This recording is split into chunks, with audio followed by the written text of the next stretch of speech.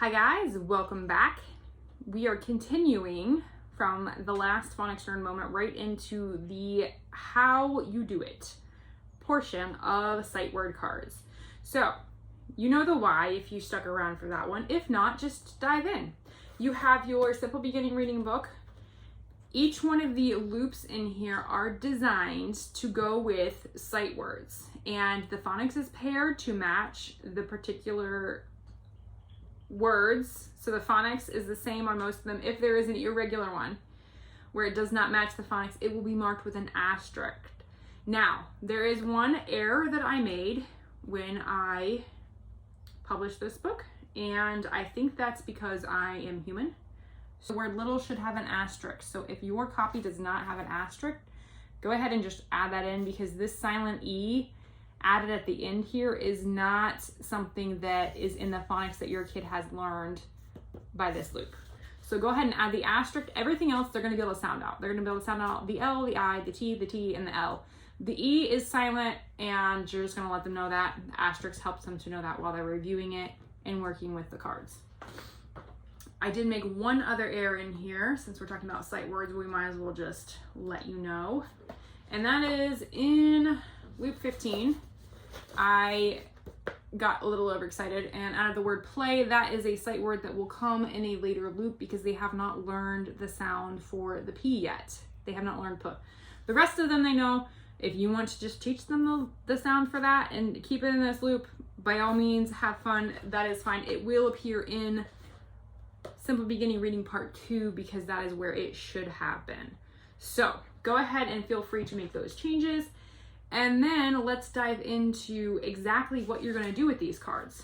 So they're not cards yet, but you need to turn them into cards before you can use them as cards. Now you do have several options when it comes to how to make the sight word cards, as far as actually either cutting them out, copying them, or you can go get the downloadable PDF, which has all of the sight word cards for Simple Beginning Part 1 and all of the worksheets. So if you don't have access to a copy machine and you don't want to cut up your book, then you can download the PDF and you can print them out.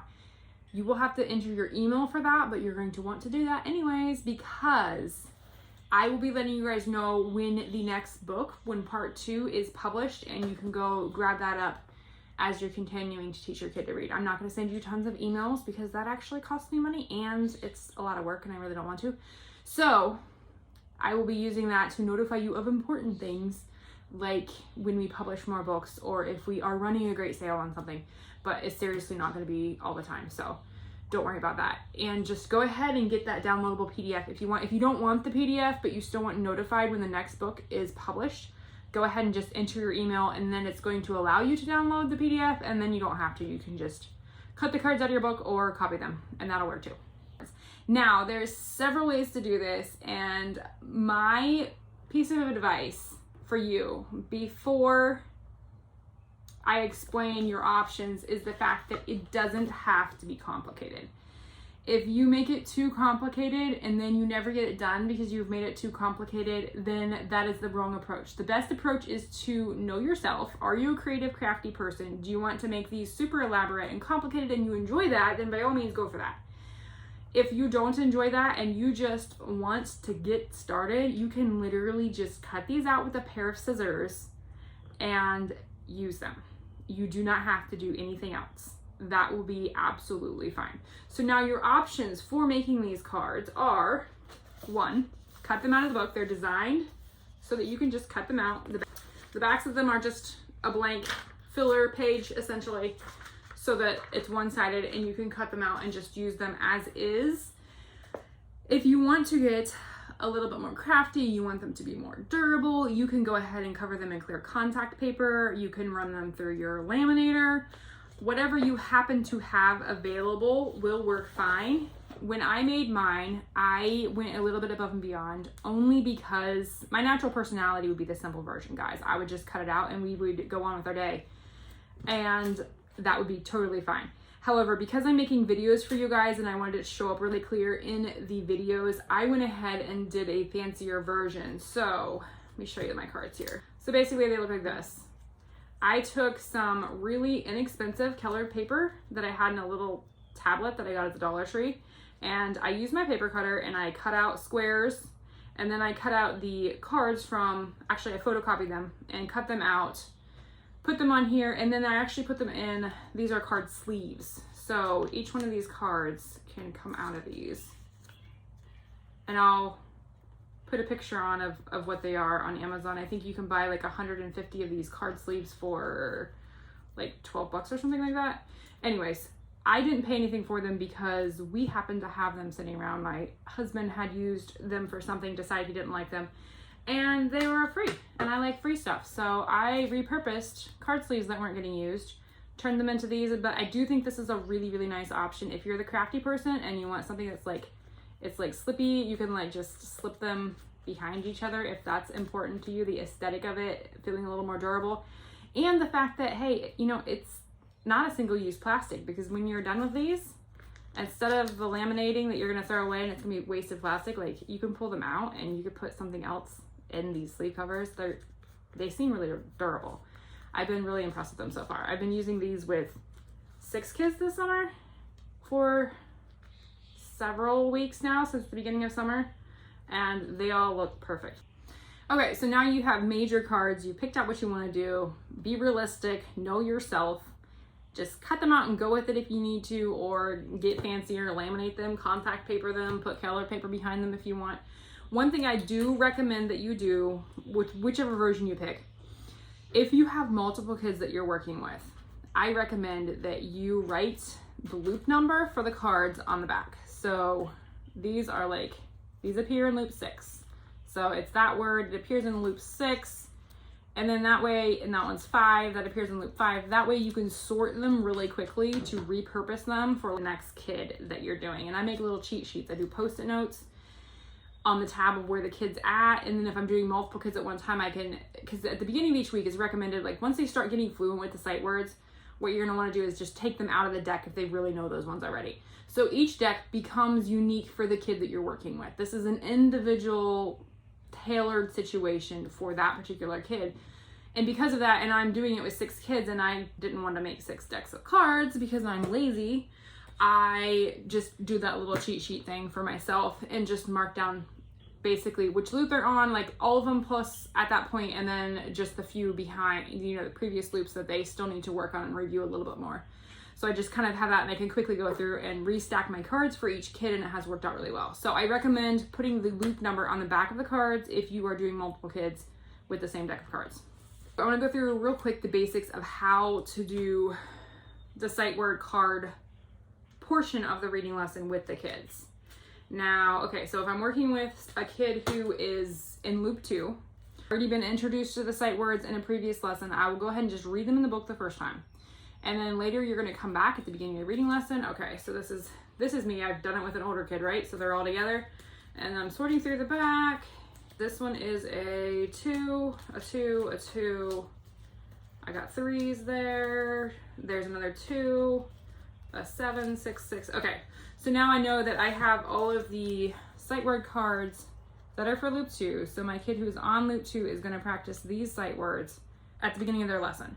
So basically what I'm going to have them do, if it has the asterisks, that means that there is something irregular in the word. So they've learned the sound for the short A, which is ah, but obviously you don't want to say it with the actual phonetic sound for that letter because it wouldn't sound very nice. So we try to avoid that. But, so this is irregular. So you can go ahead and just tell them the word. This is as, and pronounce it as a Z. I like to make a silly game about the fact that it's pretending to be a B. So it's, you know, going bzz. So it's as, and then we just make a silly game and do that. And then I put it in the back of the stack, and then they sound out this one. This one they can sound out because it is the phonics that they already have been working on in their loop that they're in. So they know the sound for mm, or they've been learning the sound for mm. They might not know it. You might have to tell them if they forget. Go ahead and just tell them the sound and then tell them the next sound. Don't tell them the whole word though, because I want them to also practice their phonics while they're practicing and creating fluency in the word. So it's mm, and then they're learning the long sound for the E. So E, mm, E. And then you help them blend it together. And then you put it in the back. And then they got ah, mm. Now, the kid happens to be really good at those two sounds, maybe. If they are, and they can sound it out, and then you go like this, and they blend the whole thing together, and they get the word without you actually saying any of the sounds, then they got that correct on the first try on their own. So that goes out of the stack for that day. And then you go on. And this one, they forget what the sound is for T. So they say ah, and then you help them with t, and then you help them blend it together, ah, t, and then it goes in the back of the stack because they're going to review it in just a few seconds here when they get back to the beginning. So if you get this concept, like it's really a short amount of cards and they're just cycling through them now, maybe they remember this word and they get it right because they remember that it makes, it's silly and it makes the B sound because it's trying to pretend to be a bee or whatever game you come up with to make it more fun. And then maybe your kid just really doesn't have these sounds yet, and you spent like 5 minutes working on this and they still don't have these ones yet. That is okay. It is okay to say, okay, you won 2 of the cards today and we're putting this away and we're done with this today because you have worked really hard on this and I am really proud of you for working so hard on this. So they do not have to complete it every single day. It is okay just to know that they worked hard on that, and they're going to get this because you're going to keep practicing it. And there is no right or wrong amount of time for you to spend, weeks, however many weeks it takes them to learn it. That's totally fine because that is them and that is you meeting them where they are. And that's what I feel like learning should be with kids.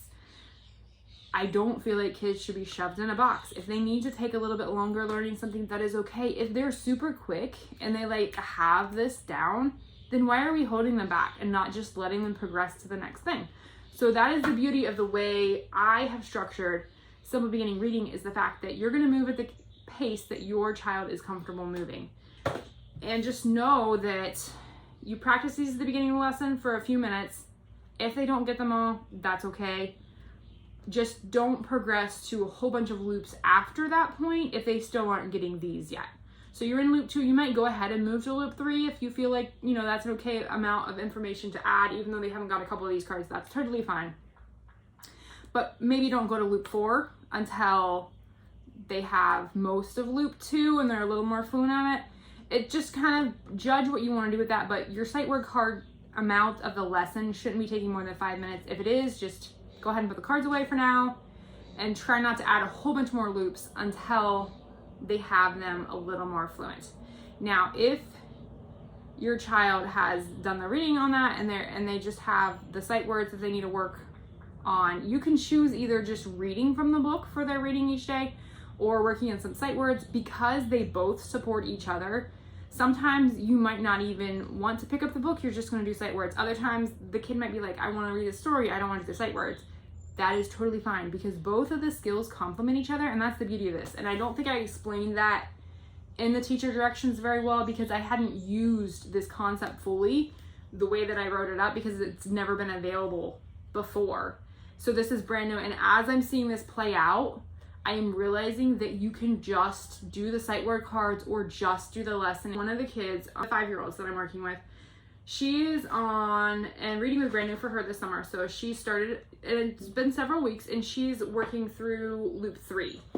And I haven't progressed her on to much of loop 4 because she really needs a few more of those sounds to become more fluent before she does. So even though she's covered all the material once, we just go back and redo it. Like, it's fine. It's totally fine. Just work on sight word cards, just reread a story she's already read, and she's still practicing all of those concepts, and she's going to build her fluency with that, and it's totally fine. If they're ready to move on, move on. That's the beauty of working with kids one-on-one, is you can go at the pace that they need to go. So that's the basics on sight words, how to use them, and I will see you guys in the next video.